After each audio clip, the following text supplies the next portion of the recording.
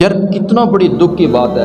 अगर हमें डॉक्टर मना करे कि यार तूने ये चीज़ नहीं करनी, ये नहीं करनी, ये नहीं करनी, हम उसके कहने पे रुक जाते हैं। अगर एक तबीब हमें दवाई लिख कर देता है कि तुझे ये मर्ज़ है, तूने ये काम नहीं करना, ये नहीं करना, ये करना है, तो हम उसकी बात मानते हैं।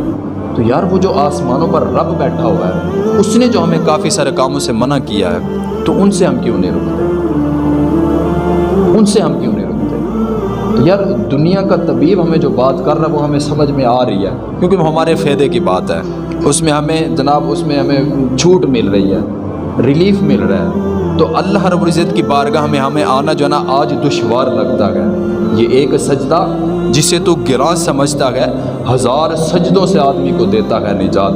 तो ज़रा इस दर पे आ तो सही, तो अपने सर को झुका तो सही, और अपने दिल को मनाने की बात है बस, और कुछ भी नहीं है।